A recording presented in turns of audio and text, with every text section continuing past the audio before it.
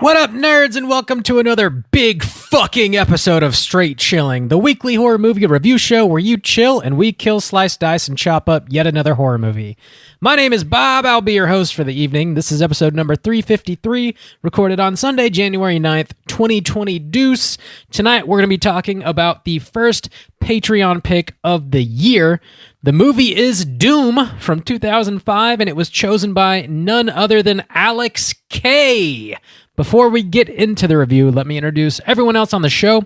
First up, calling in from Washington, D.C., we got our boy, Randy Gandy G. Landy. What's up, man? I'm taking a shit, you fucking gimp. Whoa, Richard, break, please. Don't speak for me. And hey, let's not use these terms, friend. We got a guest on the show. Hey, Bob. Richard Brake, and he's taking a shit. Yeah. I gotta take a dump. Wouldn't it be weird if one of us actually podcasted from the toilet? Let's be real. No. Not for us, probably. It might even be expected. I feel like that's the next thoroughfare for us. You know, that's the inroad to popularity that we need. Taking a shit, talking about shit. Next up, calling in from my immediate left, we got our boy Soju. What's up, man? What up? It's your boy Jabroni Stains. It doesn't matter what your name is. It doesn't matter what your name is. What is a jabroni? Is there a definition? Oh, ask the Iron Sheik. I remember when Rob lost his shit one time when he heard the word jabroni. It's a funny word. Very great word. If you want to see the word jabroni 15. On a regular basis, follow the Iron Sheik on Twitter because his whole thing is just telling people to go fuck themselves and calling them jabronis. Are you looking Twitter. It up, Bob? Anybody and everybody. So it's great. Jabroni is a stupid, foolish, or contemptible person, a loser. She always has a comeback to own the trolls and jabronis on Twitter. Shut your mouth, you dumb jabroni. Thanks for the examples there, dictionary.com. Really appreciate that. That's just a fool, a dumbass. Got it. All right. Well, before we get into the review and find out whether or not Alex K is a fucking jabroni, let's tackle some housekeeping real quick. Here's another reminder. We got our February poll pick currently posted on our Patreon website. If you support us at the $5 level or above, you get the chance to vote on a movie we're talking about this February. The theme for February is My Blood-Sucking Valentine, and the three movies to vote between are A Girl Walks Home Alone at Night, Nosferatu the Vampire, and Shadow of the Vampire. Hey, Bob? Yes. How those numbers looking? Pretty much the same. A Girl Walks Home Alone at Night is dominating for sure. Shadow of the Vampire started creeping up a little bit after last week's show, but not a whole heck of a lot. That's 2 months in a row. Yeah. Where we've had a dominant movie. That doesn't usually happen. Yeah. No, that's true. It's usually more competitive, or at least it has been this past year. Yeah. Christmas was super competitive. Yeah, it was. It's like back and forth the whole time. Some lobbying going on and shit. Bob, this is your takeover month. Why did you pick these movies? I'm taking over. I like strange vampire movies, and these I think definitely fit that bill. And these three movies I feel like they're lesser watched or maybe just lesser discussed. Maybe people watch them but don't talk about them much. Yeah. I love all three of these movies. I think no matter which one wins, if you are into vampire films, you should watch all three of these. And I don't know, they're all pretty great. I would recommend them all pretty highly. So there was one weird thing I noticed about your list. As much as you love vampire movies, your favorite, Underworld, was not included on this list. Your favorite. I thought for sure it was going to be on there. Well, that was my favorite until I saw Twilight Part 69. Another one? Ah, yeah. Yeah, that's the best one. I thought you liked Twilight Part Did you get that one off best. Napster? Where did you get that one? Yeah, I didn't know they tells released... me that was not the official release. I know they released so many, but damn, 69 is hot. Part 69's what's up. Get your votes in before the end of January. We'll see what movie we're talking about this February. Patreon news. What else we got going on? We do have a brand new minicast dropped last Friday. It's available to Patreon members exclusively. Juice, you were talking about a little movie called Antlers. I was talking about a movie called Antlers. We were talking about a movie called Antlers. Me and Blurb talked about Antlers, which is a film that came out last year, 2021, produced by old Del Toro.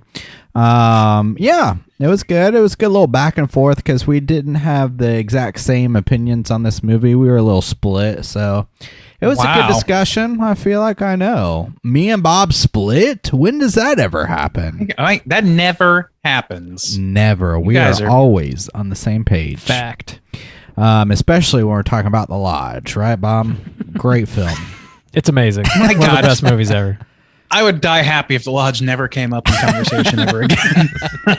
That has, it peaks its head up every couple months. Every couple days almost. It's going to be like another year before it's funny again. I am not looking forward to the Valley of Annoyance because I know you're not going to stop saying that shit. Yeah. True. Bob, we also have a brand new, starting off the new year with a brand new YouTube segment. We do.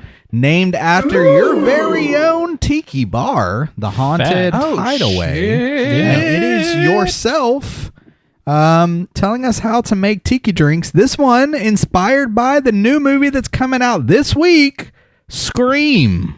Yeah, 5 Around cream. here, that means big money.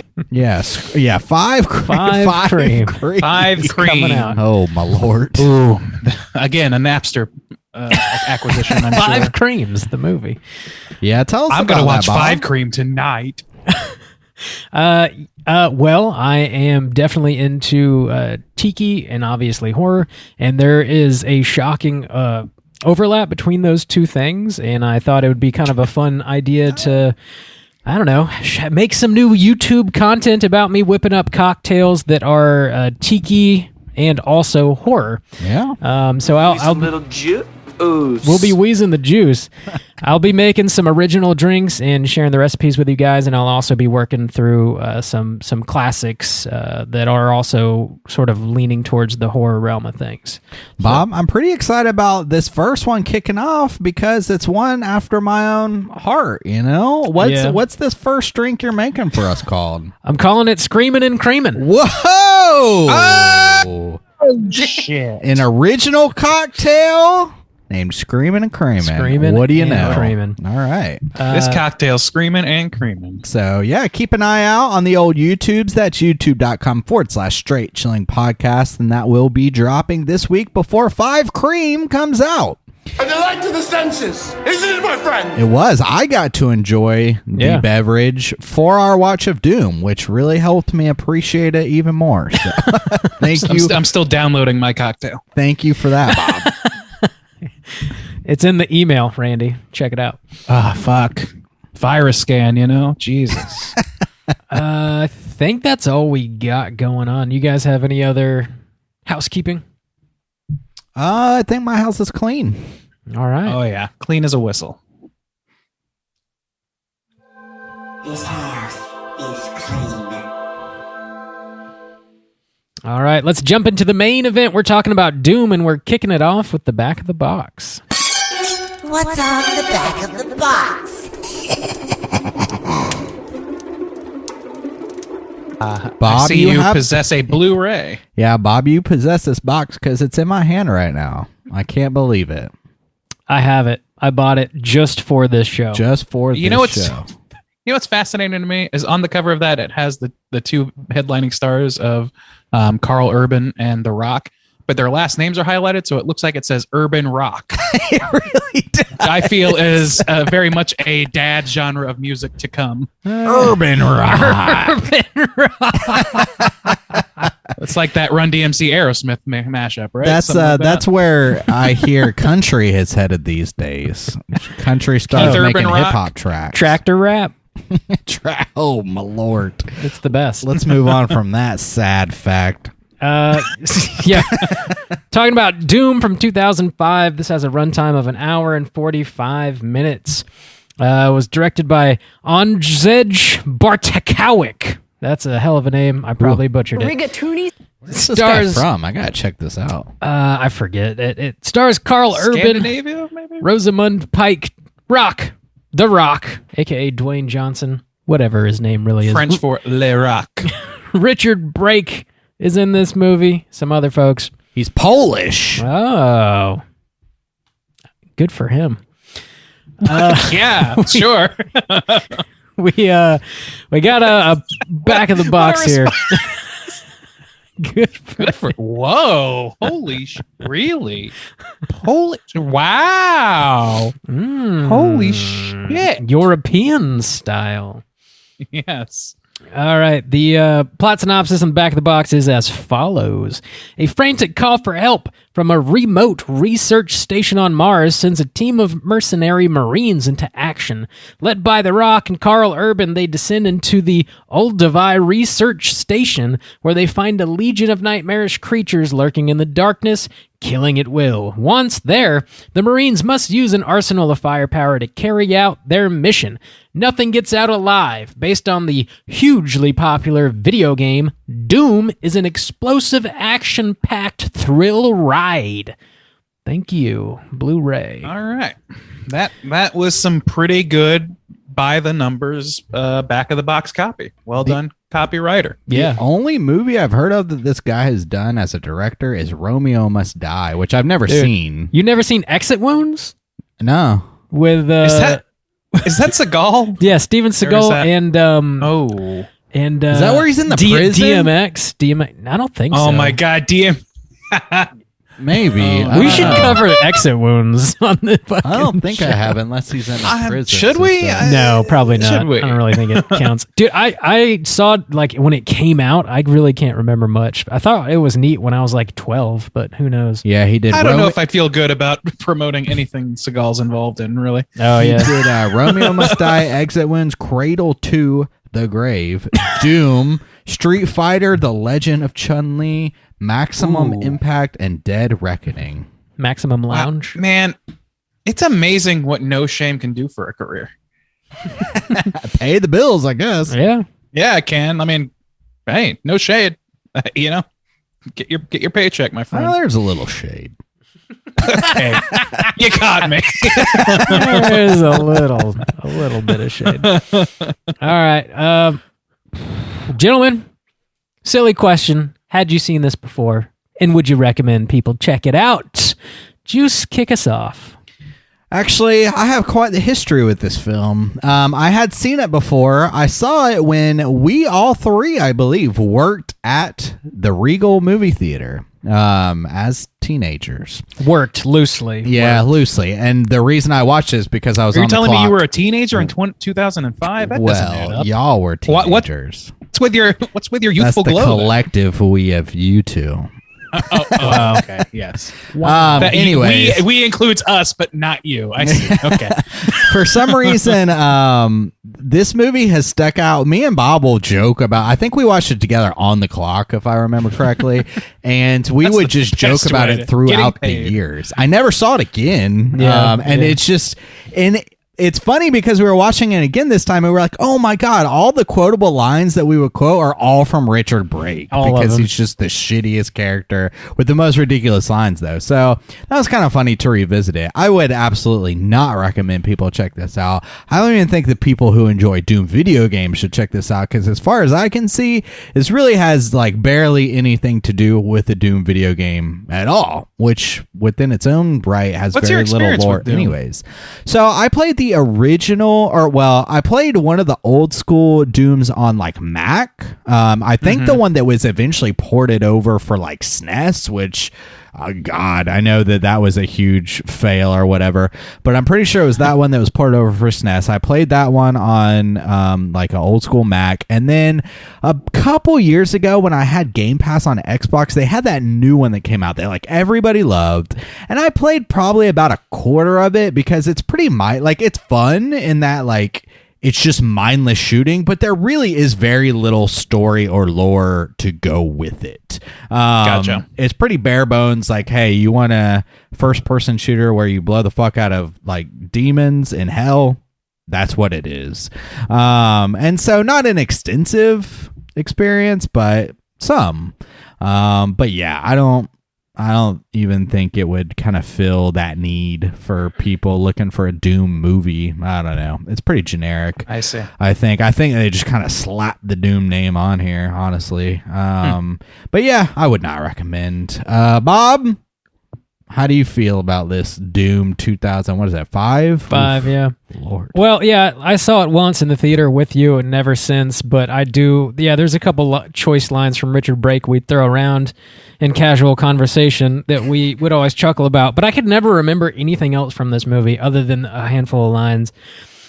And after watching it again, like, goddamn, like, no wonder. This movie is a flaming bag of dog shit. It's pretty rough. I would not recommend anybody watch this movie. Randy, how about you? How do you feel? Yeah, so unlike you two, I have no prior experience viewing this, but I have osmosified some of the jokes from you guys. Like, you have talked shit about this movie pretty much since the day you saw it, and I have heard every bit of your complaints.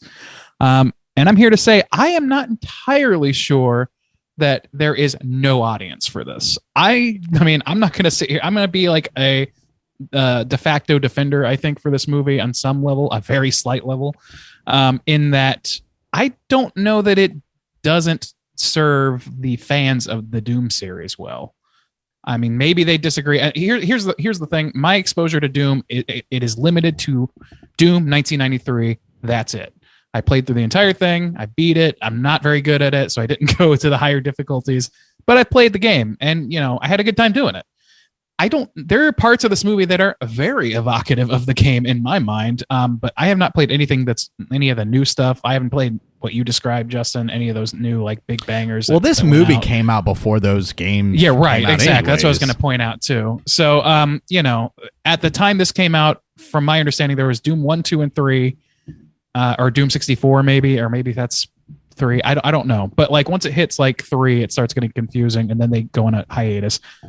I'll make more arguments about this later, or we'll talk about it more later. But I don't know that it wouldn't be suitable for a fan of the original Doom series at the time this came out.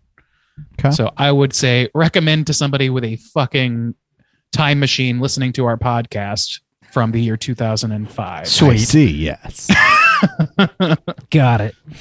All right, that sounds like not really much of a recommendation at all from the Straight Chilling crew, but we're going to go ahead and drop that spoiler warning and get into the rest of the movie. Here we go.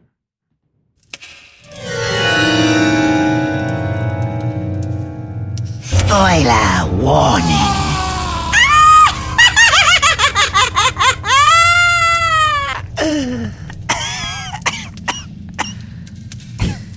Rob, did you watch any of these additional features? Dude, I couldn't bring myself to do it. One of them, it has no description. So the other ones have like basic training, join the Rock, and cast for combat training with special military experts. One of them just says Rock formation. I have no idea what that is. That's The Rock doing his cheerleading. I see. Okay. Mm-hmm. Bob, do you have that plot synopsis for us? Yeah, I got a plot synopsis. You ready for it? I feel like this is going to be dismissively short. It's on the shorter end for sure, but honestly, like, I don't know what else I could have said. It's still like a paragraph. Yeah, it's a paragraph. Yeah, please. No, hit me with it. All right, here we go. Yet. In the year 2026, a portal leading to an ancient city on Mars is found in the Nevada desert. 20 years later, the research team working for the Union Aerospace Corporation on Mars is attacked by an unknown assailant. A team of 8 Marines are sent to the facility to investigate and retrieve computer data. The team is comprised of Sarge, Mahonen, Duke, Goat, Destroyer, Portman, Mac, and Reaper. While on Mars, Reaper is reunited with his sister Sam, who is a scientist, and he finds out the dig site their parents were killed at years before has been reopened, and ancient skeletons of a humanoid race with a 24th pair of chromosomes has been found. The team find a traumatized Dr. Carmack, who put in the distress call originally. He then disappears and later reappears in a mutated form. Goat is killed by a creature in the sewer. They perform an autopsy on that creature, and they find human organs inside. Goat comes back to life and I guess kills himself by smashing his head into a plate glass window because he is a very godly person and was aware that he was transforming. They continue hunting down creatures one by one, and Mac, Destroyer, and Portman all die in the process. We find out UAC was experimenting on humans with the 24th chromosome they found. Some of the experiments mutated into violent creatures and broke out.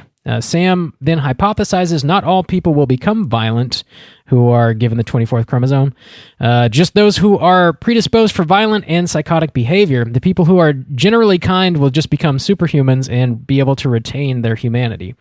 She also assumes this is what happened to the ancient Martians, and that's why they built the Ark in order to escape.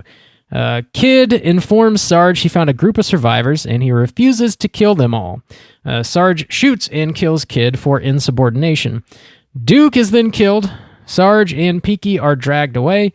Reaper gets hit by a bullet, and his sister injects him with the chromosome to keep him from dying. He ends up surviving, and we jump into the first-person POV like the video game, and he kills several creatures. He finds his sister unconscious, and also finds a mutated Sarge, who has gone on a killing spree. Reaper and Sarge battle. Sarge is thrown back through the portal to Mars, and Reaper throws a grenade in after him, blowing up the portal and assumedly killing Sarge. Reaper picks up his sister, and they jump on the elevator and ride it back up to the Nevada desert. Roll credits. Gentlemen, let's talk about Doom. Doom. All right. All right. Ooh. The Rock. Juice, let's get into Doom. What do you think? So it was wild to kick this movie off because this is The Rock in his early days when we think he was probably still wrestling at this time. I think so. And it's weird because he's a huge, movie star now, doing a bunch of Disney films and Fast and Furious and pretty much every other action movie that comes out. But he looks so significantly smaller in this movie, which is weird because, he's wrestling at the time. But I don't know. It just seemed weird that he was... I mean, he could still crush you with his balls if he wanted. For sure. But this is well before he could go by Dwayne Johnson and still get into films. And in the credits, it says The Rock.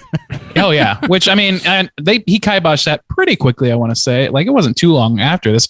But you can really tell, in the universe of wrestling actors or wrestlers who act, I heard a friend of mine who's big into wrestling describe him as the most famous, but the best being Dave Bautista, which I don't know if I agree or not. I haven't seen enough Dave Bautista work, but I will say that whatever talent The Rock does have, Dwayne has for acting, which I think is not insignificant, is very much not on display in this movie. He has barely cut his teeth at this point, and I don't know if it's just the writing. I think I feel like they don't give him a lot. They don't give him a variance of things to do. I don't think, at least none that are portrayed well. So I just don't think he's doing a great job. And this is not his best showing, and it's not the best material to start with. So yeah, the material is rough. Honestly, you could have a great cast, and this movie would probably still be dog shit. These characters, we know very, very little about any of them. They just have little character flaws that we know. Sarge, I guess, is very by the books, and if you don't follow protocol, he'll apparently just fucking murder you. Portman is just kind of like the sleaze bag, and he's hitting on all the ladies and saying inappropriate things. We've got the character Goat, who is hyper religious, and when he takes the Lord's name in vain, he cuts a cross into his arm. Kid is just the rookie. That's just all he is. That's the only people I can even remember. Destroyer is kind of like the muscle. He's got the bigger gun. And he's kind of like the muscle of the group. I guess whatever. Reaper is supposed to be the normal guy that we identify with. Yep. There's also Whitey. Yeah. Pinky, who is the guy that's not a Marine, but he's kind of their eye in the sky. What was the guy's name who was with the doctor most of the time? He was kind of hitting on the sister, but not in as Duke. sleazy a way. Duke. Yeah. Okay. And there was one more guy who was left behind with Pinky initially. Mac. That was Mac, whose name is actually something Takaishi, and they made a big joke about it. Oh, well, it's Mac then, huh? Oh, Yeah, and it was bad. Well, yeah, I but that's see. like as deep as any of these characters go. I guess we're supposed to have some sort of like heartfelt moment between like the brother and sister, and like, you know, their parents are gone, but like that relationship is like really not built upon. Like, I feel like if anything would be, it would be that, and you're like, oh, they're reunited and maybe they'll have a heartfelt conversation about how they both miss their parents or what, but like that shit just never happens. And I guess this is a Doom movie, so like it's silly to expect that. But like, you don't give a shit about any of these characters at all, or at least I didn't. I mean, I tried to. I really tried to meet this movie where it's at. You know what I mean? Like the brother and sister angle was the only centerpiece of the like quote unquote story. The rest was very much like leading up to and then achieving whatever fan service they could, which I would say they did a little bit, but probably not enough to satisfy anybody who actually wanted to see, you know, a space marine in hell, which they don't get in this movie. They don't get to see actual hell or anything like that. So promise is not fulfilled in that regard. But as far as the like story itself goes, I would argue that it does have a little bit of interest at one point when Sarge starts making a heel turn. I would say that scene between him and Carl Urban is the strongest acted scene or strongest like character moment in the movie, because we get to see like the whole movie is set around The Rock as a centerpiece. Everything about the setup for this up until this point has really geared him to be the central hero. And then they go the other way with it, which I give them credit for. I think that was pretty effective. And it also showed that like you guys said, like his big character flaw is that he's so by the book that, you know, you forget in the midst of all this shit that what these guys are paid mercenaries. They're not good people. So the idea that he would kill a room full of children and, you know, scared people is not at all incongruous with what they do. In fact, he says that's what they pay us for. And that conflict between him and Keith, I keep wanting to say Keith Urban, Carl Urban. I'd watch that movie. See, I would not. I gotta disagree with you a little bit, because the only other moment where I thought they really kind of tried to develop his character, or at least set him up as some kind of character, was at the beginning when he tells Carl Urban, where he's like, you know, go ahead, take your leave. You know, you don't need to be on this one, where it seems like he's a very sympathetic, understanding leader who's the same. Okay, so the guy who comes off as very sympathetic and tells one of his members to not even join the mission is also the same guy who's going to murder a rookie because he doesn't follow one rule. That doesn't line up to me. It's a mislead. I mean, it's an intentional mislead to show him as the sympathetic centerpiece. Character development. I don't think it is, because literally the only thing he says the entire movie that he actually cares about is getting the mission done and his soldiers. He didn't want his soldier to go through that. He showed empathy to somebody who he depended on to get his number one priority, the mission, taken care of. And so I don't think that that's incongruous at all. I think that's in line with the character being hell bent. Is like, well, you know, if you come, you know, we're going to be tough as nails. We're going to do all the horrible things that we're paid to do, and, you know, buck up. And then the kid doesn't, and he says, well, that's mutiny. Well, and he kills them. Like that's something that would happen in a team of mercenaries, maybe. Well, I guess I was kind of waiting for almost like an Alien moment where he was, I don't know. I know they work for it or whatever. They're Marines, but they're working for this corporation, I guess. I don't know. I was waiting for this moment because it's crazy how it plays out. But Richard Brake's character, actually, as sleazy and terrible as he is, once shit starts going down, he's the one who's actually talking the most sense, where he's like, well, no, protocol says that we actually go hold down the fort and call for reinforcements. And instead, The Rock is just like, nope, we're fucking pressing forward. And he doesn't like murder Richard Brake's character, and he doesn't follow the protocol. So I'm like, he would have. If it was a direct like contradiction of his order, I think he would have. Like I certainly once he had lost some soldiers as well, I think that galvanized him to be like, well, if you're not helping, then you're a liability. I'll kill you. Like, I don't know that he would have. I don't think he jumped straight to that. The thing is, I don't see him as like if you want to go with the mindhunterness of it all, I think he's an organized killer. Like, he's going to do the things that, you know, benefit his end goals. And they can be terrible, evil things, including mothing his own men, which is a contradiction to one of his other goals, because his main priority is getting paid and doing this job. I think he's a sociopath in some way, or like what we would commonly call a sociopath. And I think that it's intentionally hidden from us throughout the course of the film up until the point where it comes to a head. And I was really surprised that they did that with a likable, like the only like known person in this movie, really, that somebody going to see a Doom movie would recognize, is the most popular wrestler in the world at the time. Yeah. You know, like the fact that they would go that route, I kind of respect it. And I think it was justified enough for this movie. Okay. Yeah, it's fine, I guess. Like I'm not super shocked to see it happen when it does, but I think it's probably just like some lackluster writing. Like maybe there should have been some more early signs that The Rock was like kind of fucked up, or maybe prone to unnecessary violence or something like that. That I don't know. It does seem somewhat quick when it happens, but I don't really. That's not necessarily like the worst part of the movie. I'm not like, oh my God, I can't believe they did that. Yeah. To me, it's one of the better parts, and it's not because it's brilliant. It's just because it's unexpected. And this movie is nothing if not expected on pretty much every level besides this, you know? Yeah. I just got to give credit for at least pulling one rug, you know?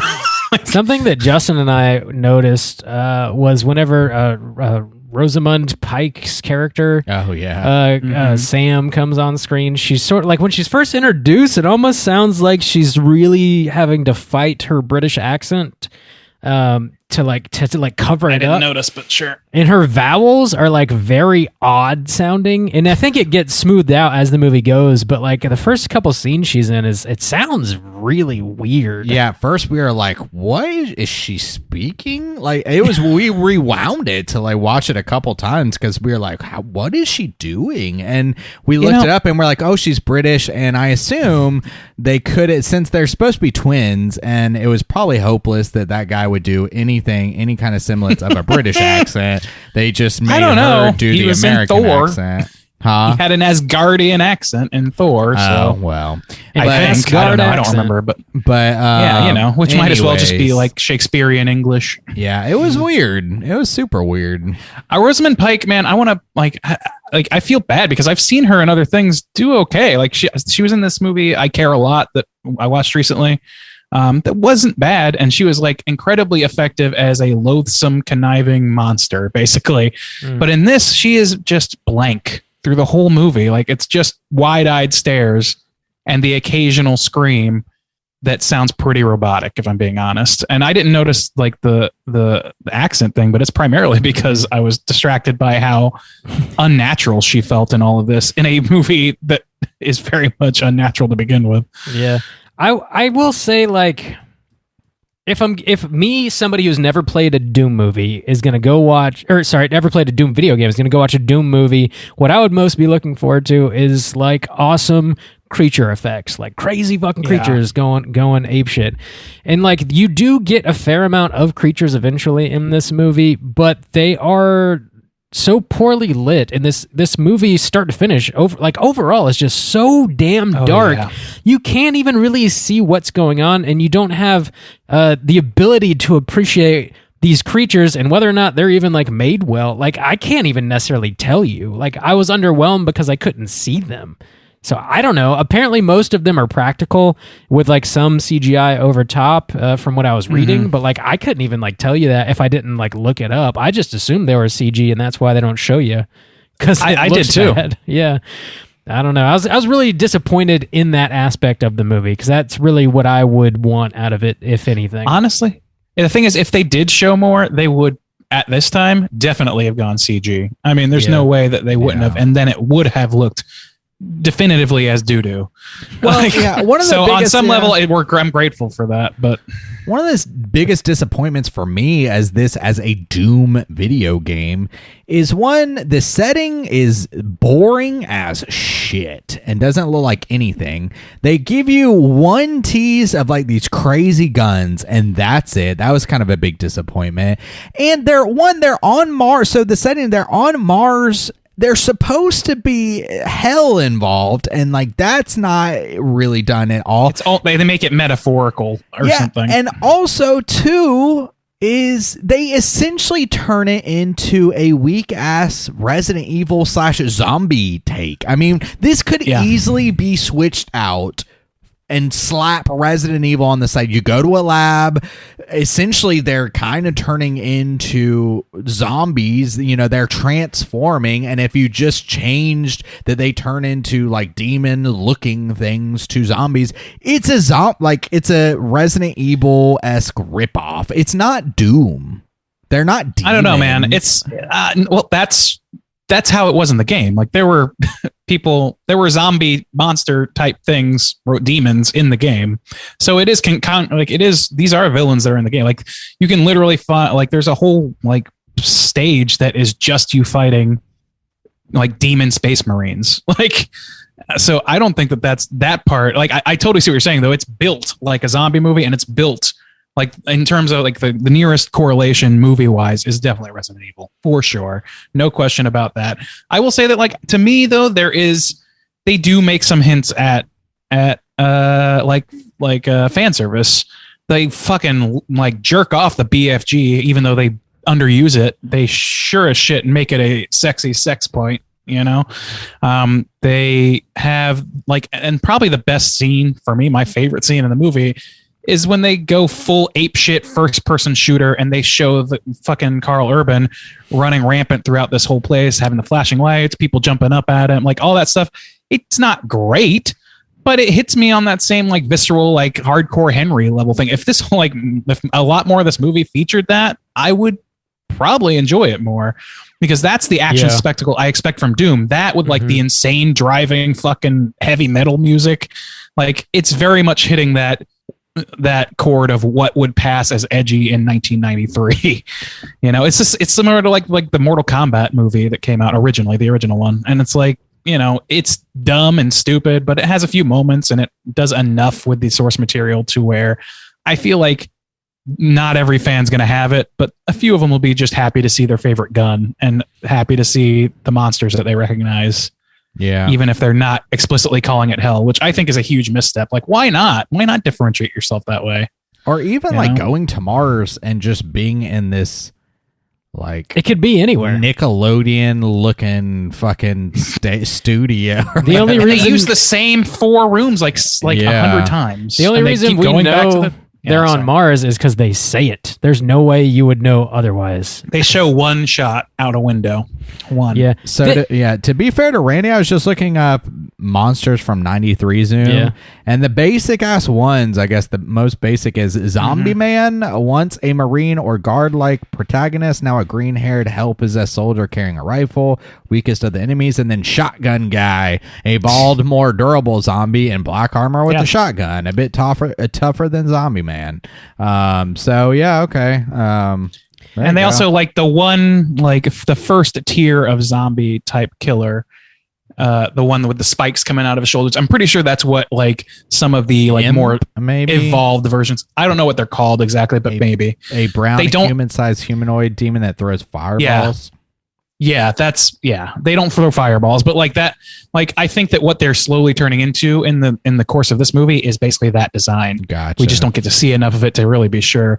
And then there's a bunch of others that they totally could have used. The fucking like that Pinky, the guy that was like, you know, had like his spine cut or whatever and had the wheels.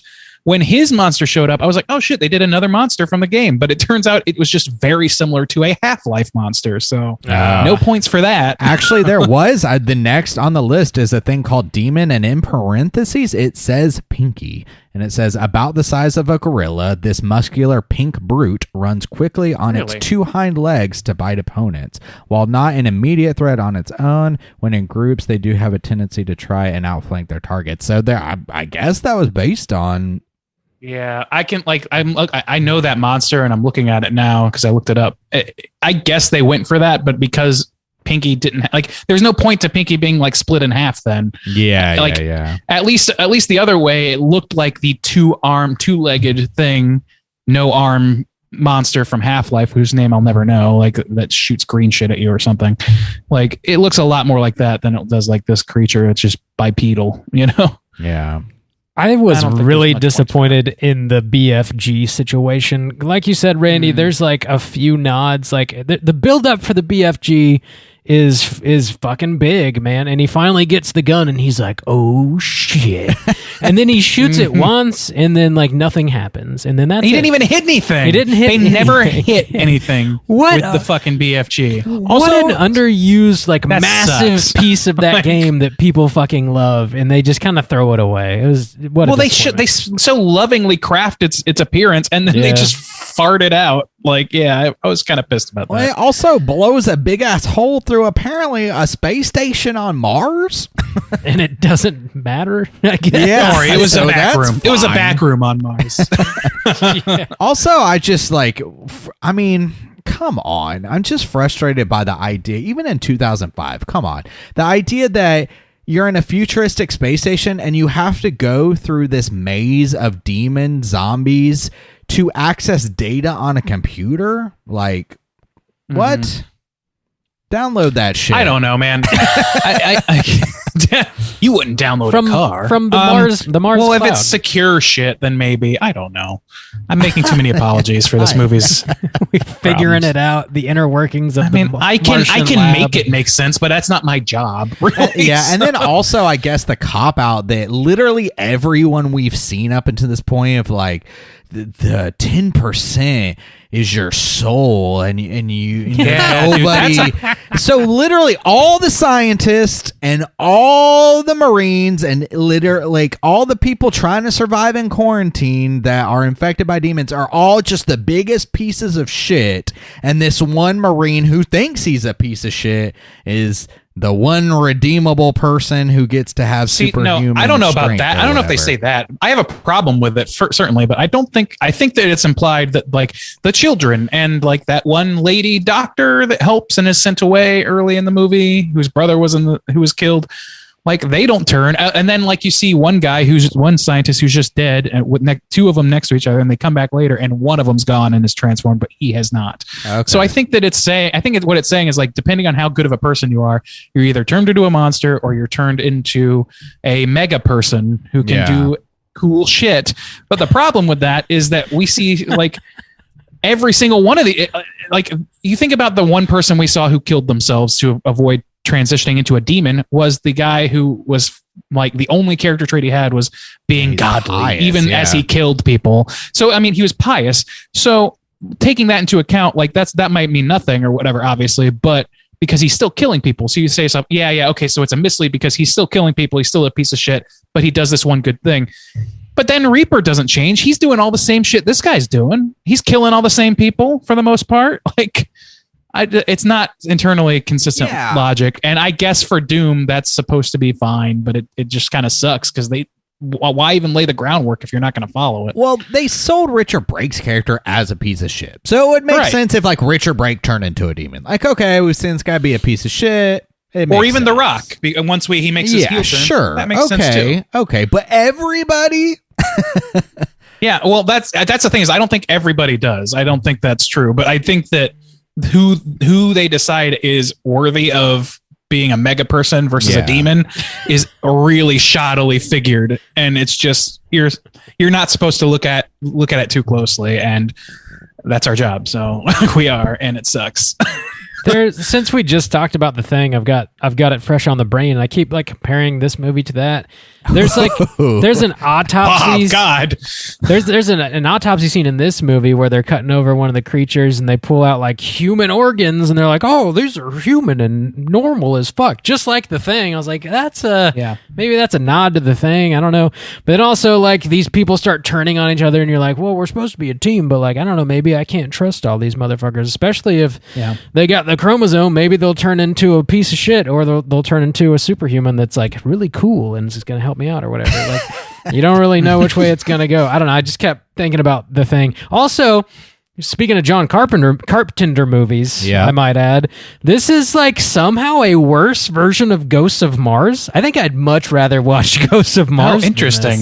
I don't remember enough about Ghosts of Mars to really even say that, but they at least go out into Mars. Yeah, Yeah, there's a Mars. And there are ghosts. And the monsters are at least somewhat distinct, or look, you can see them. Yeah. You can see. You know What what they a look. Well, that's not always a beneficial thing, obviously. But I do remember that was like one of the worst movies we covered, though. I don't remember I of remember the fine hating details about it, but I remember hating it. It actually had a heavy sure. metal soundtrack, unlike this Doom movie for some reason. wait, unlike Right? I maybe I just don't remember the soundtrack, but like, was there metal in this? Was that like a? oh yeah, Oh, okay, well, a lot of it. I'll see myself out. Yeah, I mean, it's not like for the most part good, but it's based, Yeah. or at least it matches the kind of whatever synth heavy metal we got in Doom 93. Like to Okay, me, it was yeah. it was pretty in line with that. I would say that that's one of the best transitions over that we got from the video game is the Yeah. music. And even like the credits, which were not like fabulous or whatever, but like they had like a song that I found myself like getting stupidly into. I was like, okay, like, yeah, badass.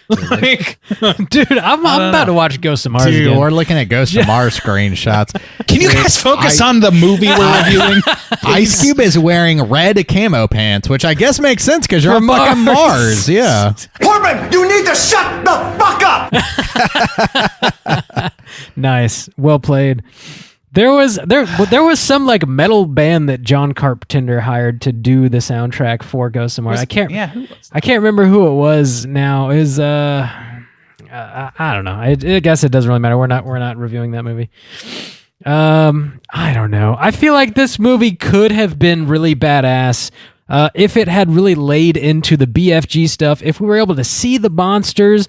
And Randy, also like you said, like when they do the first person shooter, it's dope, but it's like maybe 5 minutes of the movie. If they had that sprinkled throughout, which is Doom the video game, I feel like it would be way more fun to watch this movie. That felt the most right in the whole movie, and it was the most exciting. I will say it felt the most right as far as like, oh, what would a Doom movie be? However, Right, exactly. it does not hold up in any capacity. We were talking at the time I was watching, I was like, this looks like some of the shit you would see on the screens when you're waiting for a ride at like Universal Studios. Yeah, I was gonna say this looks like a trackless ride screen that you need 3D glasses to appreciate. Yeah, it Like- looks so flat and bad. I was like, And the ooh, timing this of does some of it was not- pretty bad. Yeah, hold But up. also, like, it was, So I don't that's your know. best To me, it was not sequence. good. It was not good. It felt like that. But to me, I had enough good time. Like, I'm a sucker for the first person camera perspective in movies. It makes me feel more immersed. So I was immediately more into it in that way. And I just think that, like, even like I like when I ride fucking the Spider-Man ride at Islands of Adventure, I'm not too worried about whether or not the fucking buildings look like people live in them. You know, like it's that level of like disassociation from reality that particular scene is perfect for utilizing, in my opinion. I honestly cannot believe Randy's the one who's defending this movie the most. I think that's. The I don't like biggest it any more than you surprise do. I'll tell you that. I don't know. I think I don't think that it is completely irredeemable the way that some of the other movies we watched have been. I just think that it's really incompetent and doesn't hit enough pleasure points for me. There's not enough action in this fucking action movie. Yeah. There's hints of action for a long time, but if you're going to do that, then you need a much slower paced movie that Doom, the video game, is not really built to convey. And you got to have having this driving characters. music and like insane shit. Yeah, you don't need that. Like for a Doom movie based on the fucking games that I have played from Doom, you just need this fucking soundtrack. You need some first person bullshit. You need some badass action and some scary monsters. Everything else can be set dressing. And this movie only delivers that like maybe a quarter of the way. Well, yeah, and that's the thing, because this came out in a time where there were a ton of movies that were like that. So even if they're like Resident Evil is not a great movie, but in my mind, it's been a long time since I've seen it. It's at least more entertaining in the spectacle it wants to give you.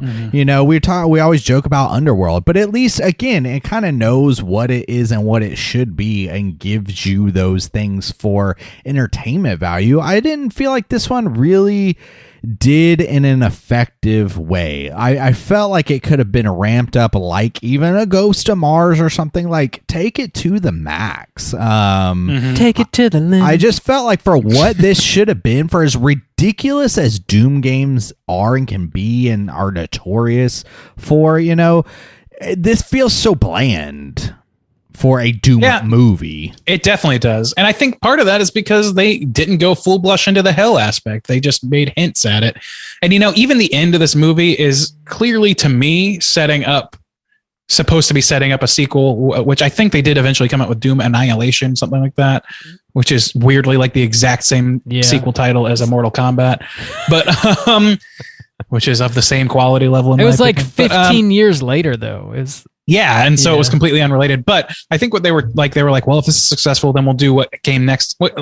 At the end, you don't see Carl Urban ascend into normal society again. And that's because in the video game, when they come back, everything's already taken over and hell's on earth. Yeah. So like, we didn't get to see that, and we didn't get any direct correlation to hell. So, and then the BFG didn't actually hit anything and was shot twice. And, you know, there's a lot of cucking going on in this movie, like cucking the fans. And, you know, not a lot of people are into that. Not as many people are into that. Unsurprisingly so. I want to give some shouts outs to Richard Brake real quick. He's a terrible motherfucker in this movie and says some heinous shit, but he is funny. I fell in the damn hole. And memorable. Yeah, he's funny. He's memorable. Like when he's on screen, like you are reacting to him instead of just like watching visuals flash before your eyes and like trying not to fucking fall asleep.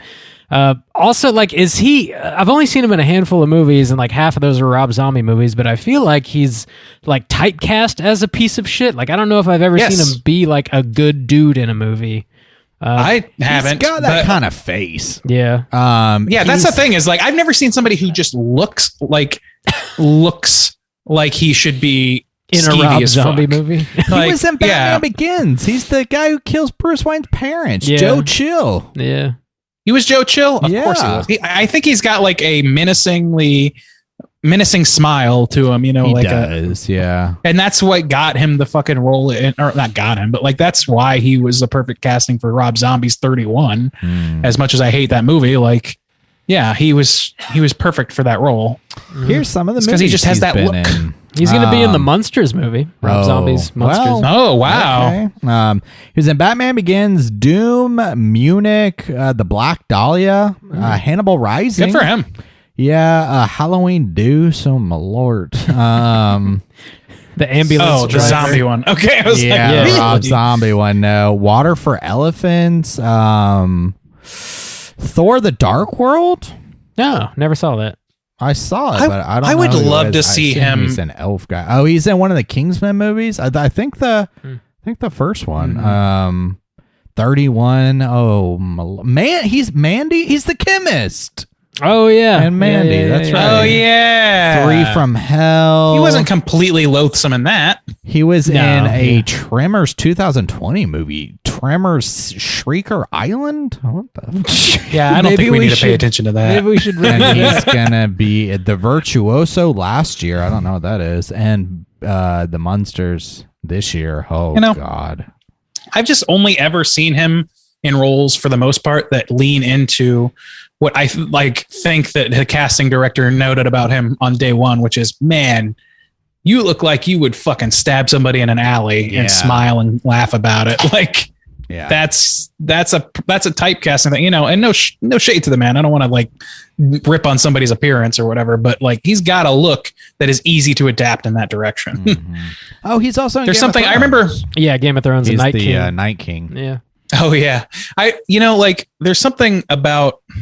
I remember hearing on the Harmontown podcast that they were talking about like learning, like taking acting classes. And one in particular, they talked about how they would go up to people in the airport in pairs. Like they would have like, if Justin and I were at an airport, I would go up to somebody and say like, hey, you see that guy over there? And point to Justin and be like, okay, we're in a class together and our assignment is for us to get you're cold reading, what do you think that guy is like? And they are supposed to be distilling down their essential qualities and what's like on site, what people might think of you, so you can lean into that as an actor. And Richard Brake is that. Like, that's his essential function, his essential essence is being seeming like a creeper. Yeah. So, I don't know. I think there's some value to that. Obviously, it's gotten him. It's helped him get some work. Shit all the time. I mean, people pretend to be. I mean, gang members or Willem Dafoe looks like a Willem fucking psychopath or some shit for some reason, and I can't even describe why. But he's. I mean, all the dudes in the fucking Sopranos. I mean, they're all pieces of shit in the show. That is, but they kill it. They do a great job. Right. Richard Brake. Anytime he's in anything, I'm like, oh fuck yeah, Richard Brake. At least I know he's gonna turn in a great perforance. So, and he's at least gonna say something fucking crazy. Yeah. It seems like he always tries to deliver. Mm-hmm. He's putting in the effort. He goes hard. I feel like Carl Urban is Keith trying, but it's Keith Urban, of course. Yes. Well, he's supposed to be vanilla as fuck. So I mean, what do you? So he can be like the generic Doom guy at the end of the day, and I think that he fulfills that role fine.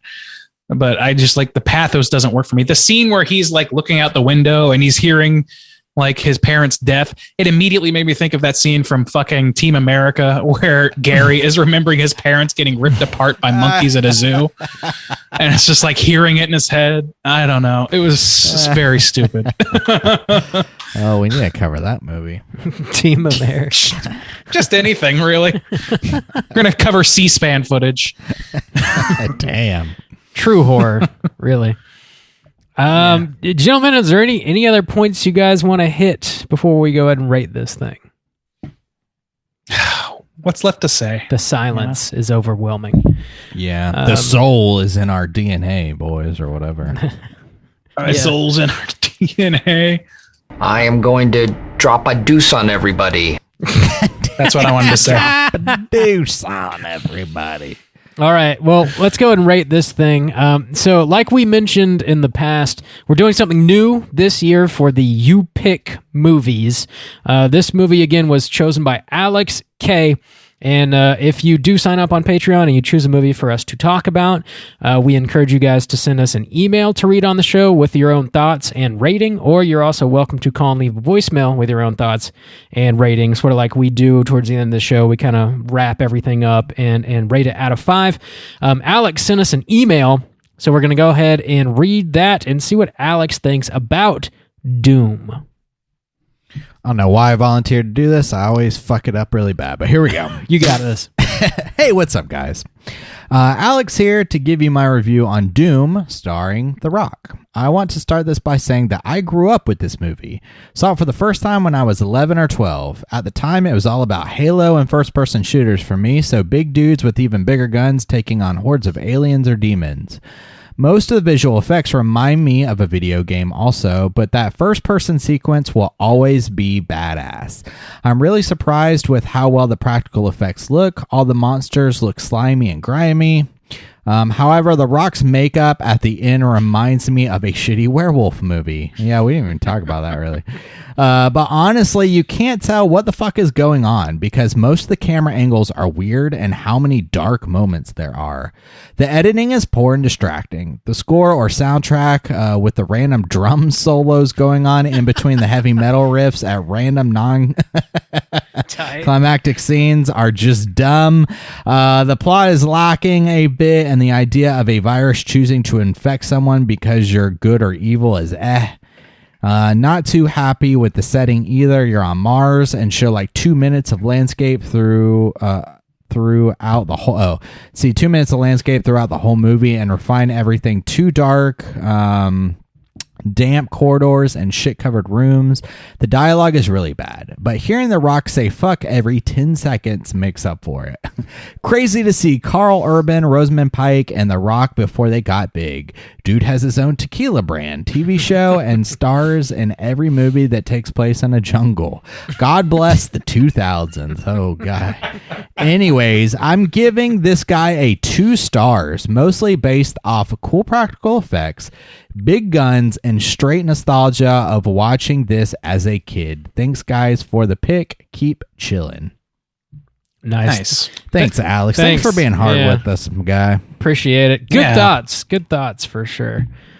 Yeah, I think that a bit of nostalgia would go a fucking long way for this movie, for sure. I mean, we were a bit older when we saw this movie, but so yeah, I could see that's kind of the perfect age. At he 11, was the demographic. Seeing it at 11 years old, I could see having a soft spot in your heart for it. It probably Rob likes felt 98 fresh. Godzilla, for God's sakes. I do, and I was probably that's a great point. I was 10, 11 when I saw it. I fucking love that shit. So I want to point out that that song that I called out as being kind of a light bop is actually a 9 Inch Nails song. So that was 9 Inch Nails, and that was in the credits. Yeah, in the credits. That's the one I was talking about. Yeah. I didn't know that until I just looked it up. I've never really listened to 9 Inch Nails all that much. So. Maybe you should, Randy. Maybe. I don't usually go for that kind of shit. What have you been banging to on your goth sex night, Randy? When is goth sex night? That's my go-to. That's verbal lashing night. It's what? Verbal lashing night. Verbal lashing. That we were talking about on the It's humiliation core shit. Oh, okay. Your OnlyFans must be popping off. Are you calling a cootie queen, you lint liquor? You cooter queen. Humiliation core? What the fuck? Tell me what a piece of shit I am. Yeah. Dude, fuck yeah. I have seen more than my share of people selling that service to people and getting money for it. It's crazy. I'll tell someone they're a piece of shit for money. For me. Yeah, I wonder what that price get tag in there, looks Bob. like. You also got to show your feet and stuff though too, so get prepared for that. Look at my feet, you piece of shit. I got this in the bag, dude. Don't give it all away for free, Bob. This isn't paid for, you know? Dude, somebody's replaying that clip over and over and over and over. I have a daddy kink. You piece of shit. It's the free 10-second clip. The preview. Look at these nails. Anyway, it also isn't penetrating you. That's a bummer. Randy, you're just turning too many people on right now. I know. Everybody's just blowing loads in their shorts. Oh, God. Everyone's shorts are ruined. They're so sticky. Oh, God. Thank God we're working from home. Thanks, Alex, for picking the flick and for the email, man. Let's go ahead and rate this movie ourselves. Juice, kick us off. Doom out of 5. How do you feel? Yeah, I did not see this at the right time, and so while I'd seen it before a long, long time ago, it did not stick with me in a good way. Watching it again, I found it even more kind of bland. It was cool realizing that the character I've been quoting for years and years and years is Richard Brake. He did at least make that character memorable and distinct in a movie that overall is just bland to the max. From the writing, bottle of tequila and 3 she-boys. Nothing more distinctive than that. Oh yeah, that lives in my memory. That's so sad. This movie, I just feel like it's so bland. The setting, like you said, you're on Mars. The gray ass blue fucking rooms and shit. It just, like you said, they go to the same 4 rooms. This woman's trying to do an accent. It's bad. Nobody has any kind of real characters. The monsters might look okay if they weren't just fucking in the dark all of the time. I don't know. I just don't think it's very good. I don't think it offers a whole lot. Even the coolest segment, okay, I appreciate that they lean into the first person aspect of Doom, but it lasts 3 minutes maybe, and it looks like garbage these days. It does not hold up. So I'm going to give this a half star, plus I'm a man of my code, so I will offer a half star for the Yabos. There were a Scotch Demon Yabos. Were there? One-arm Yabos. Yeah, that lady who gets her arm cut off, and then Richard Brake and the kid are creeping on her, and she's in the locker room. She turns around. And Richard, I don't remember that. Yeah. Anyway, it's real brief, but I will stick to it. So that will end Doom with a 1 star. Whew. Bob? Yes. Out of 5, please give me a rating for Doom. Doom, man. I was excited to revisit this because the only thing I remember are the goofy lines that you and I say far too often for, since 2005, which is nuts. But there's really like not much. 17 years. I know. God, half of our lives we've been saying bottle of tequila and 3 she boys. What are we doing? It might be time to put that one out to pasture. Yeah, I think it probably is. But that's really all there is to remember about this movie is Goofy Richard Brake and maybe the like short scene towards the end where they do the first person shooter stuff, which is like probably back in the day people were very impressed by that, I would think anyways, but it just, like Justin said, it just really doesn't hold up now. We've seen so much better CGI. The creature effects might be dope, but the movie's just so dark you can't really appreciate them. The characters just really aren't developed at all. The acting really is not there for The Rock, and he typically plays a fairly charming person, but not in this movie. So like you're not even really rooting for The Rock, and he's not turning in a very good performance. It's just lacking in almost every single way, and the biggest complaint I have with this movie is that it is boring, and it's like I was struggling to pay attention to this movie. Like I really had to force myself to watch it, and like when it was over, I was like, thank God it's over. Like it wasn't super enjoyable. It's a half star for me, and I don't have the weird titty code that Justin does. Weird it's staying at a half star. Rob, please. The word you use is the problem here. The word. I am Yabo codeless. Got so many angles, it's almost just a curve. Rob is a man with no code. You'd heard it here first. Codeless. Half star from me. Randy, what do you think? So I'm not as down on it as you guys are, obviously. Just to me, I feel like a lot of your complaints are very valid. I don't think that the monsters looked so bad. I feel like the fact that I could tell for the most part what monster they were going for from the game is all that really I needed. And I think showing more of them might not do it any favors. So to me, I don't think that's a misstep. The acting, the story, it's all very weak for the most part. You're like you said, The Rock has no charisma in this. His heel turn is the closest thing to it, and that's why it's my favorite like character scene in the movie is because it has the most character happening. Like I don't know, there's like completely fruitless shit that happens in this movie. Like the kid is on drugs and Richard Brake supplies it. Means nothing done there. Like the BFG, it shows up and then it completely fucks us by not doing anything except making one supposedly cool effect that looks dated as fuck now.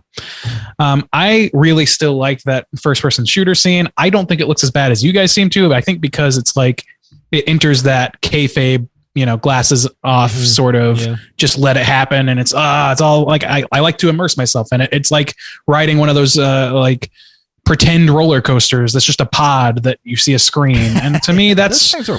Fine for a Doom video game. Like that I don't need much more than that. But it's so long and it's just trapped in these 4 rooms. It doesn't really go to Mars, it doesn't really go to hell, and it just, I don't know, the effects that we do get a good look at, like the BFG, like the arc transmitter thing, like the nano doors, they all look really, really bad by today's standards. So it was tough to get around that. I don't know, man. It just, a lot of inconsequential shit happens in this movie, but not a lot of really exciting, fun shit, which is what I would want out of a Doom movie. So for that reason, more than anything else. Oh, and I did like some of the score. I like especially that 9 Inch Nails song. I thought was okay. And I liked that it was very in line with the movie or with the game. So all that considered, I'm going to give it a 1.5. I think that's a nice little valley between Justin's opinion and who requested this? I'm blanking. Alex. I wanted to say Scott for some reason. I'm so sorry, Alex. Yeah. So I think that the nostalgia, if I had the nostalgia bug that he did, I might push me up to a 2, but I don't. So, well, and with that, the hey. Look, do we need a 4th review? I don't think so. With Randy's 1.5, that's going to make our aggregate a solid 1 star for Doom. Let's go ahead. It's Let's go ahead and get into our Rotten Tomatoes You segment. son of a bitch! The critics and users have to say about Damn 2005. All right, ladies and gentlemen, this is the Rotten Tomatoes segment. Thank you, Justin, for that grand introduction. Motherfuckers. So this is the Rotten Tomatoes segment in which I'm going to have these gentlemen guess with the best of their abilities what the aggregate scores are, both critics and users, on RottenTomatoes.com. So we're going to start with our critics score, which there are 138 counted. 138. Not a ton, but enough to get a nice variance of possibilities there. We'll start with Bob. Bob, what do you think that the critics gave this film? Oh, this is Aggregate. This is a critical darling for sure. I played at Cannes, and there was a standing ovation at the end, and it was extremely well received for sure. So I'm gonna go with a 20%. 20%. Yes. Okay, Soju, where are you at with this one? You gonna $1? You gonna under $1? Scotch more faith in it, just because I think because The Rock, I don't know, and video game movies, I think people go in with low expectations, but this is the critics who I might be giving too much credit that I should swing toward the audience score. I don't know. I'll still. What did you say? 20.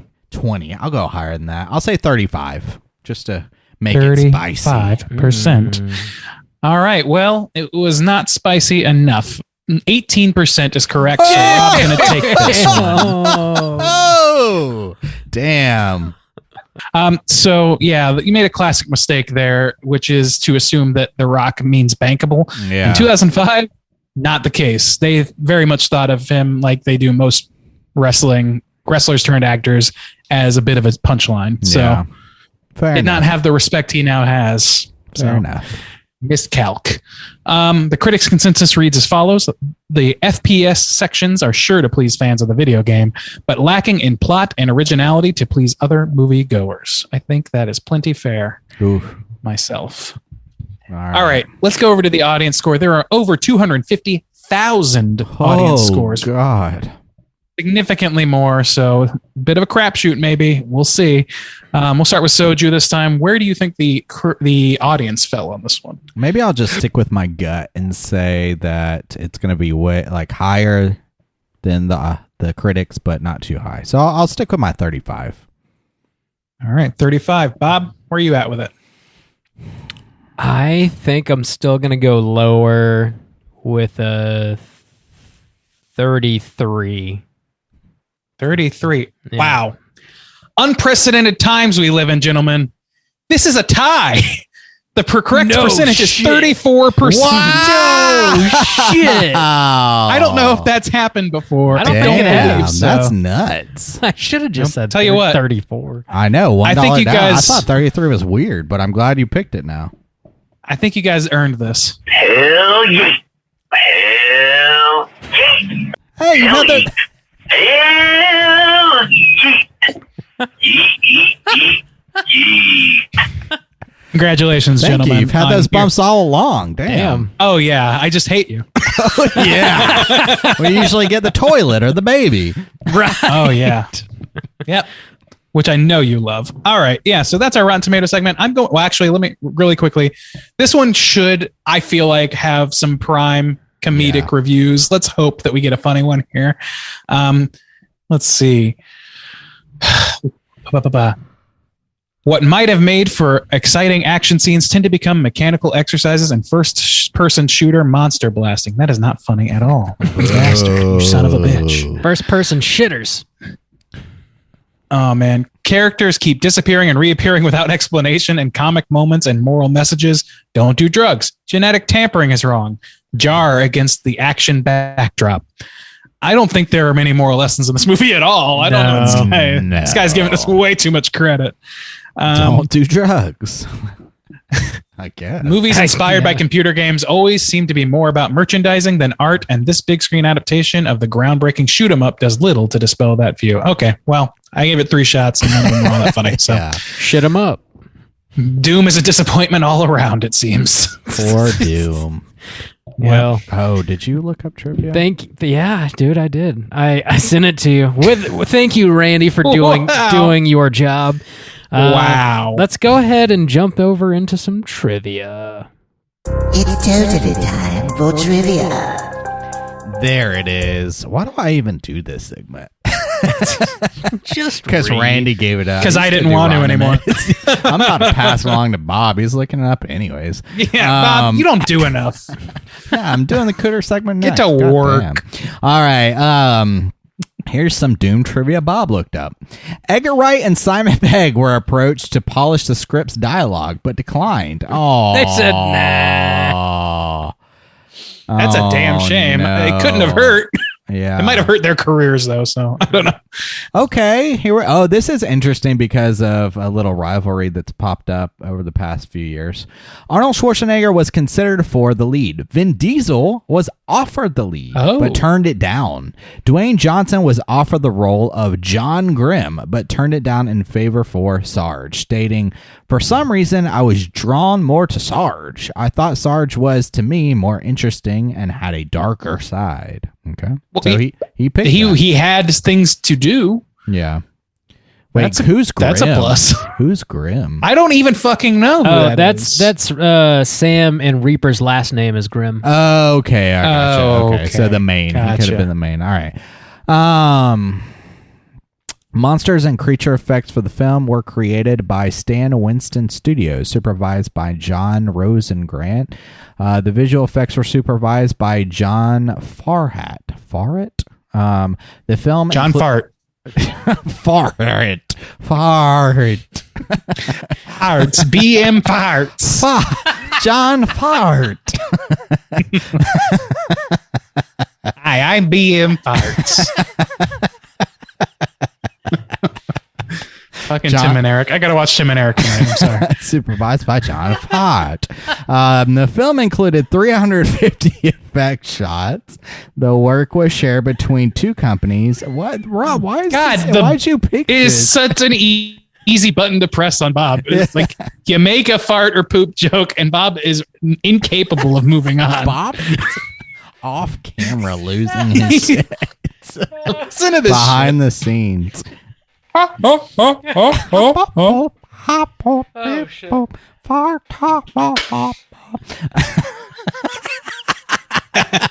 BM farts, Rob. You know what I'm saying? BFF, right, Bob? I fell in the damn hole. The first person shooter sequence was completely directed by Fart and was filmed in 14 days after a planning period of 3 months. While the scene is one continuous shot, multiple cuts and Fart called hookups were made during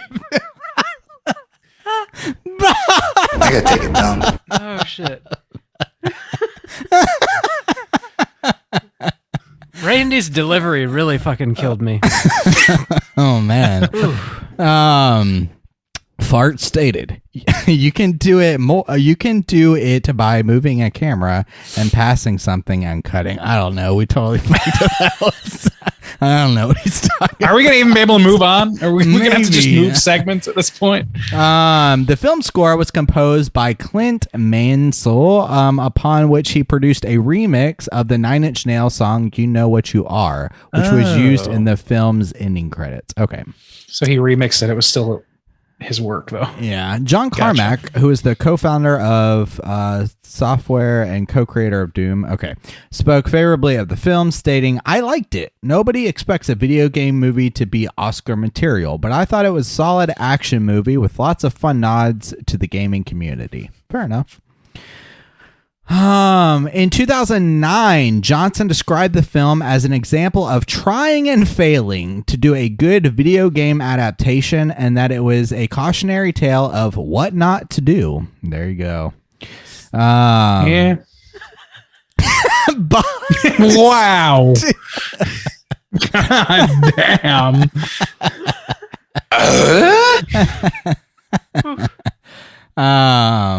You pick so much Like nothing I'd ever this. smelled before in my life. 13 or 15. I don't know. Don't read it.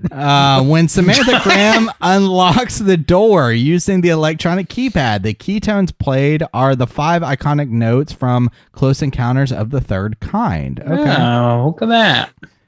Oh no! Rosamund Pike turned down the role of Rita Skeeter in Harry Potter and the Goblet of Fire to work on this movie.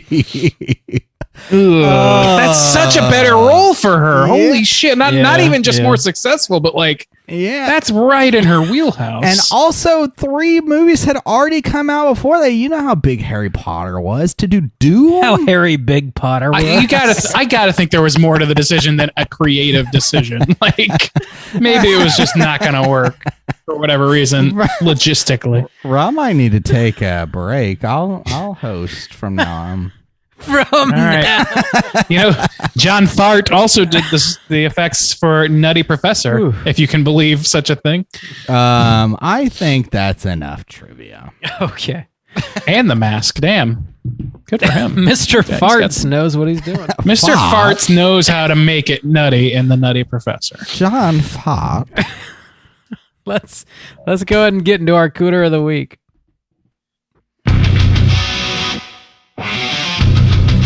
Straight chillin'. Cooter of the week.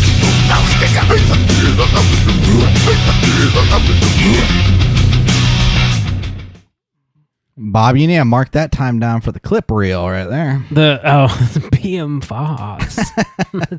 Whew, I think I needed a good laugh. Juice. What's a Cooter? Why do we hunt them? Cooter is a character type and a straight chillin' exclusive. Cooter must hit 3 of these 5 points to be considered a Cooter, and we want the Cooter with the most points. The 5 points are sexual deviancy, smug arrogance, manipulation, overall looking attire, and overall patheticness. Boys, we might have a couple choices this week. Who do you think is Cooter of the Week? Oh boy. I mean, Brake really just screams Cooter at first blush. Yeah. So why don't we start there? Okay. Portman, the character of Portman, sexual deviance. He's always like talking about strip searching these women, and he's talking about banging a bunch of people in a hotel room, and he's just like he's creeping on everybody. He's skeevy. Yeah, I think he's got that. Yeah, I think the thing to lock him down would be the strip search comment. You know, if you want to go pay for sexual services that are offered, I mean, that's fine, I guess. But I mean, there's no need for you to try to strip search people on your job. So unless what is your job? How did he? I don't even understand how he expected that to work. I think it was like maybe it was just supposed to be funny, but obviously it wasn't. It was like stupid. Yeah. I don't know. I think we could give it to him. I think so too. Yeah. Is he smug? Yeah. The way he like takes delight in like fucked up like when he gets like so excited that kid wants to take drugs because he's scared. Dude, yeah. He's like pushing him to be scared too. Like that's a manipulation. That's a manipulation. Yeah. So I would say, but it's also I think kind of arrogant. I would say manipulation for sure. Yeah. Also, too, like he's fucking with them all the time too, where he's like, "Oh, I searched for some pussy and he brought me you." I mean, I guess he seems like he's constantly dancing between some kind of smug arrogance, manipulation, and sexual deviancy. I think that's why he's such a strong Cooter candidate. Like every like comment that comes out of his mouth is like almost all 3 of those combined, because it's usually very sexual, but he's using it to fuck with people, which is manipulative, and also kind of just shows off his like arrogant attitude towards people. So I think that's why he's so strong. Patheticness and attire are the only 2 I think just really don't hit. Yeah, maybe patheticness. Does he actually die taking a shit? No, he doesn't. He's like not really toilet, but yeah, he never actually takes a shit. He just talks about it. I gotta take a dump. Yeah, to take a dump. All right, so you guys want to talk about The Rock as well, Sarge? Sure. So there's obviously some manipulation going on with that, at least towards the end, for sure, where he is for sure like a creature, knows it, and his whole goal of containment. That the mission doesn't matter anymore at that point, which lets you know that he's fully corrupted. Yeah. And manipulating the situation as if that's not the case at first. Could we get him looking at tire because he turns into a demon? That demon looks like face. shit. Yeah, that demon face. Yeah, he turns into fucking Scorpion King in this fucking movie too. Dumb terrible.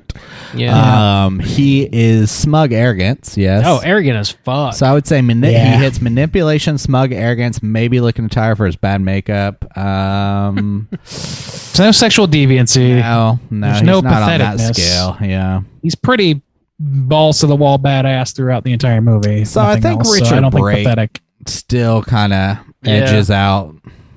Purely and simply evil. Yeah.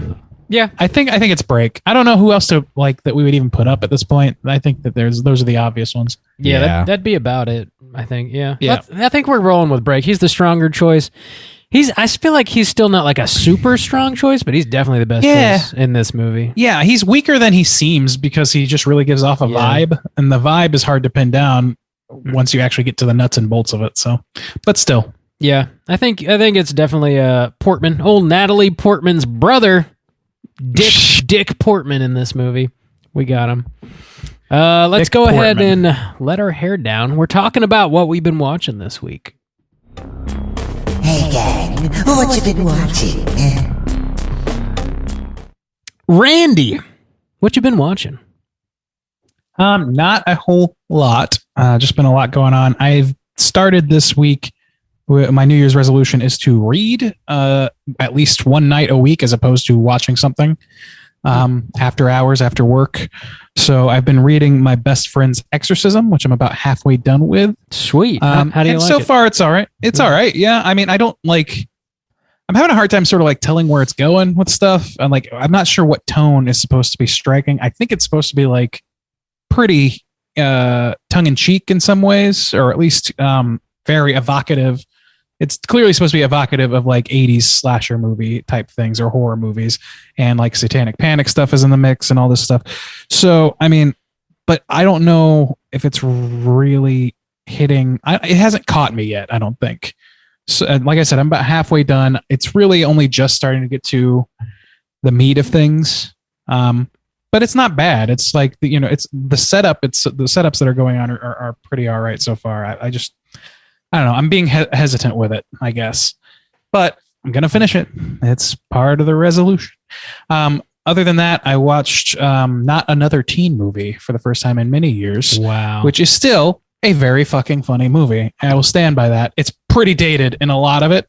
But out of all of the, what I refer to as the movies, the epic movies of the world, the scary movies of the world, I would say this one's the funniest. To me, even more so than Scary Movie, which is most people's go-to. Dude, what about Scary Movie Deuce? No. Take my strong hand. I mean, I love Tim Curry and everything, and there's some stuff in the first two Scary Movies that I find funny, and plenty that I find that it's not. I would say that Can't believe we haven't covered. I would say Scary like Movie. maybe two-thirds of Not Another Teen Movie are still pretty funny to me. Chris Evans is fucking at his best being comedic. A comedic character. I'll stand by that to death. Like, he's great as Captain America, I think, but I think he's really great in this kind of like comedic role. So I think it's pretty funny.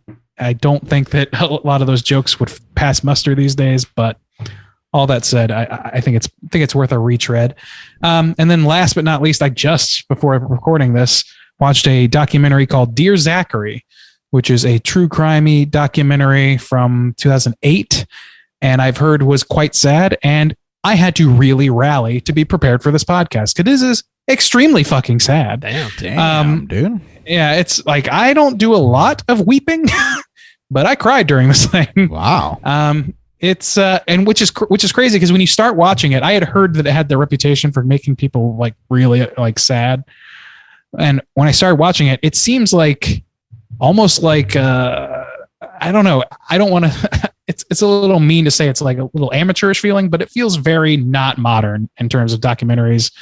Almost to the point where it feels like a pastiche of one, almost like a, I don't know, like a found footage-y type of approach to a horror movie, which it's not. It's a true story and it's real interviews with people, and the real like interviews are what sell everything, and what not sell everything, but it's what really makes the emotional impact. And just the story itself is just truly terrible. And as much as the filmmaking is not what I would consider to be like top tier on its own, the story it's telling is incredible. And I do recommend it, but you got to be fucking ready. Don't go in on a day you're not ready to shed a few. So that's it for me. Dear Zachary, never heard of that. Sweet deal. Randy, did you know My Best Friend's Exorcism is being turned into a movie, which I think is supposed to come out this year? No, I didn't know that. Yeah, well, so you'll be up I think on it would probably translate like better to a movie than maybe the book, but I'll withhold judgment on that. Yeah. Huh. Well, I mean, it's just built basically to be. It might as well have been, like, from what I can tell, the intention was to more or less be the book equivalent of a 80s slasher movie. Gotcha. From a feminine perspective. So maybe we'll cover the movie. Maybe. We'll see. Yeah. Juice, what you been watching? The biggest thing I've been watching was a movie that came out on Shudder last year. It's called The Medium. And I watched it because I thought it was directed by the same director who did The Wailing, but that is not true. He produced it and I think had a bit of a hand in the writing of it, but it was directed by a Thai director who I've never seen any of the things that he's done, which makes sense. I was like, but I was watching the credits. There were a lot of Koreans involved. It kept alternating between like Korean staff and Thai staff, and that was interesting. Also, Thai writing is very wild. I'm very curious about it. I don't know. It looks very interesting. But I watched it. It was okay. I'm kind of glad to find out that this guy didn't direct it, because I was like, The Wailing is a much like better crafted film than what this is.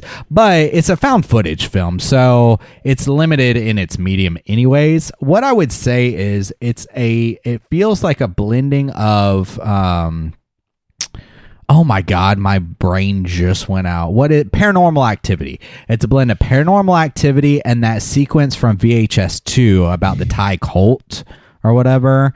It kind of, the one we all like, the Indonesian cult. I think they're Indonesian, but it's kind of like those two movies mashed together. It is found footage. What I think is interesting and cool about it is it's an exorcist story. It's about an exorcism, but it's from a perspective that is not Christianity, which you just, anytime you're talking about exorcisms, it's, the priest comes over and Catholic Church. Yeah, Catholic Church and the Lord commands you or whatever, and demons speaking in Latin and shit like that. It's not that. So that's interesting. And in the same kind of way that we saw in The Wailing, you get to see a different culture's perspective on shamanism and exorcisms and demon possession in general, where it comes from, what its motivations are, and like what happens. So in that aspect, it's pretty cool, and it's pretty solid for a found footage movie. I know a lot of people really love found footage. It's kind of like Randy loves found footage. And so for people who are really looking for another, solid found footage film, I think this one is up there. I think I was going in with too high expectations because I thought this director was involved, and he's not. So I probably should have researched that closely. But I would still recommend people check it out, especially if you love found footage movies. But that's mainly, I'm still kind of working through Simpsons season 9. Other than that, nothing really. Bob, yo, you had any time to watch anything lately? Not a whole lot. We put on Birds of Prey the other night. I'd never seen it before. And as far as like DC movies goes, it's pretty enjoyable. It's pretty fun. I've heard that. It's just a fun, goofy action movie. It's got a lot of comedy in it. Margot Robbie does a great job as Harley Quinn. It's probably the best DC movie I've seen, which, I mean, I know it's a very low bar, but like it's better than that new James Gunn deal. It's pretty good. It is very Suicide Squad-y. Yeah, it's got that vibe. I mean, I probably did enjoy Suicide Squad more, but it's very similar. Yeah, okay. For sure. I've been throwing on like random episodes of Seinfeld. it's a show that I like, grew up watching, and like it's now on Netflix, so like I'll just watch one or two here or there. It's funny. It's always been funny. I get a kick out of it. Somebody on our Straight Chilling Facebook channel like threw out a recommendation for this movie called Butt Boy over the weekend, and I only watched like half of it. I didn't get to finish it today. It's like a really weird premise. This is not really a horror movie, but it's produced by Dread, and it's on Amazon Prime if you are curious about checking it out. It's about this guy who just really likes to put stuff in his butt, and he like enjoys it sexually. We've all been there, eh, boys? We've all been well established opinions on this. So Randy's an ass man.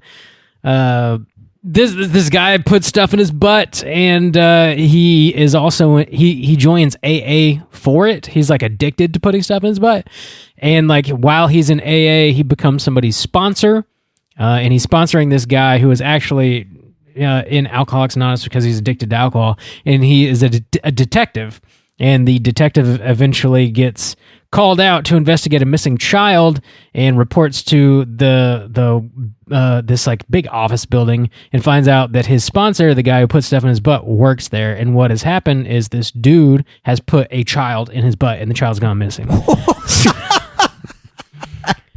That took a little bit of a turn. Yeah. So he puts a child nothing I'd ever smelled before in my life inside his butt. Okay, so it's a comedy. It's a comedy. Okay. Yeah, for sure. It is called Butt Boy. I don't know how it ends because I hadn't finished it yet. It's weird. It's a weird movie. Okay. So I have a daddy kink. Bob is the butt guy over here. I know we always joke about Randy, but Bob and butt stuff cracks his ass up. It is. So it's funny. right up your alley. Butt stuff is hilarious. That's where the poop comes from. And the farts. And the being farts. Man, I have not seen whatever Tim and Eric skit that is from, but I have to. Oh, right. Oh my God, you have to. I have to. I'm gonna look it up. A little bit. Heidelberg loves getting his salad tossed. Facts. Quick, is that the end of the segment? Yeah, that's all I've been watching. Yeah, what's up? Quick note: R.I.P. Bob Saget. Oh, really? I didn't know As that. of like an hour ago, reported. Damn. Fuck. Was it 65. an overdose? We don't know, but Okay. it was in 65? Orlando. 65. Oh, fuck. I think he had some sort of ongoing like disease of some kind. But Oh, really? shit. Okay, damn. I'm not like a big like Saget's not high on my priority list to Full House. media necessarily, but R.I.P. nonetheless. Yeah, for sure. Sad. Pour one out for Bob. Anyway. Hopefully it was natural Not causes. our Bob. And not. You're not getting rid of me that fucking Don't easily. pour one out for our Bob. You're fucking stuck with me. okay. Oh my God. You don't know what death is. Mic drop. That's it for what we've been watching. We got one more segment this week, which is, of course, our Hotline Screams. Hotline Scream.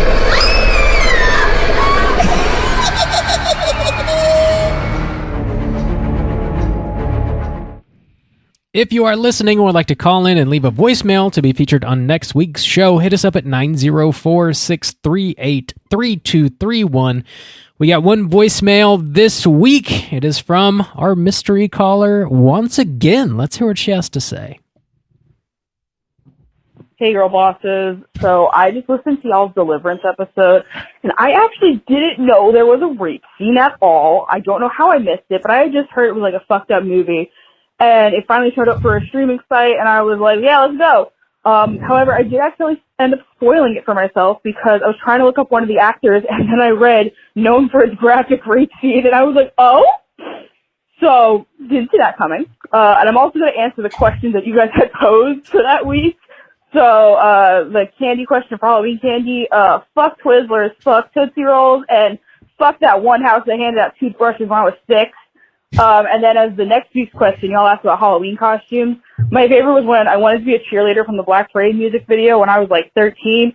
Classic. And I managed to find a zombie cheerleader costume, but my mom refused to put the gray face paint on me because she hates me. Joke's on you, Mom, it wasn't a phase. And I also have a question for you guys. What's your favorite like horror book? I'm just curious because I got into reading, and my biggest genre I read was horror, so I was just curious. Have a good one. Bye. I gotta say, I love being referred to as a girl boss. Me too. That makes my day. First time for that. I kind of like it. I'm here. There's power in that title, you know? Power I'm not even entitled to. It's been thrust upon us. I guess we got to wield it. Yeah, thanks for calling in. Thanks for answering a bunch of questions from like probably a couple years ago. But yeah, fuck Twizzlers. Twizzlers blow ass. Oh yeah, they're not good. Twizzlers are all right. Not a fan. Not a fan. They're fine. I dig the cheerleader. Taste it like right now. Ugh. Yeah, Twizzlers are damn. They really Chill out.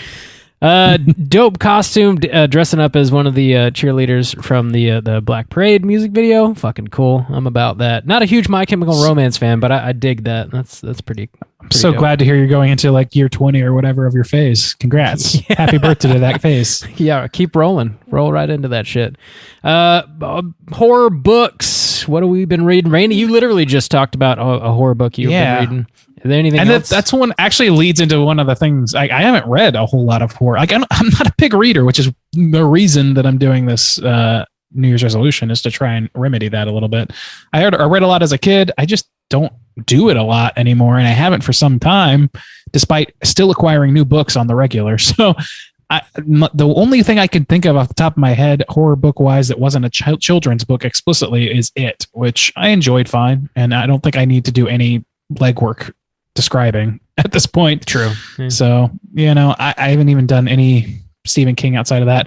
If you want to go into childhood stuff, I could talk about John Belair's. I used to love his stuff. It was illustrated by Edward Gorey and was like a hot commodity for me in the library. And then I could talk about Goosebumps, obviously, but not a whole lot beyond those things, So I just don't have a good frame of reference. I'm not even sure I'm adept at parsing horror stories in that form.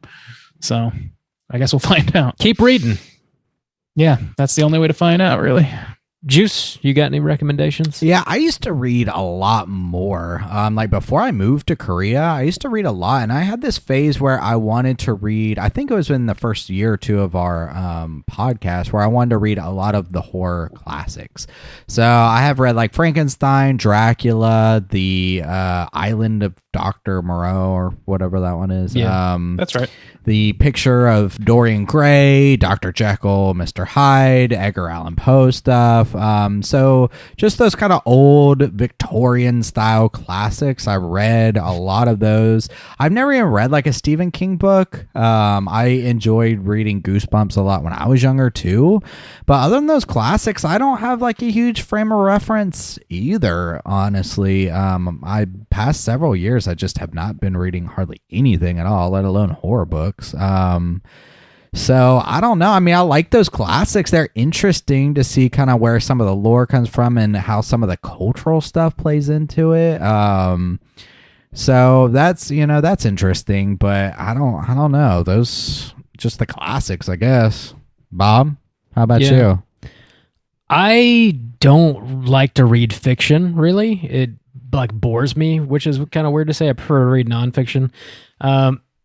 But I mean, like I've read a bunch of Edgar Allan Poe in high school and Frankenstein and a few of the classics. But outside of that, there's this graphic novel that I was reading. I hadn't actually kept up with it, so I don't know if it is still as good as it used to be. But it's called Nailbiter.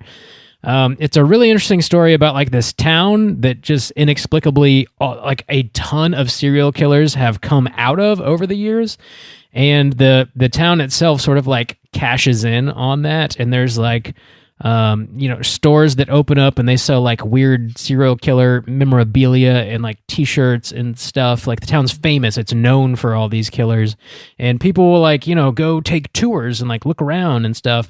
And we get into like some of the killers that are still alive and like what they do and why they do it. And then the further you read along the story, you get into the mythology of the town and start to figure out like why all these people are coming from this one place. I really, really enjoyed the story. I only read like the first 2 or 3 trades. But I would definitely recommend checking that out if you are into graphic novels at all. It was really cool. Yeah.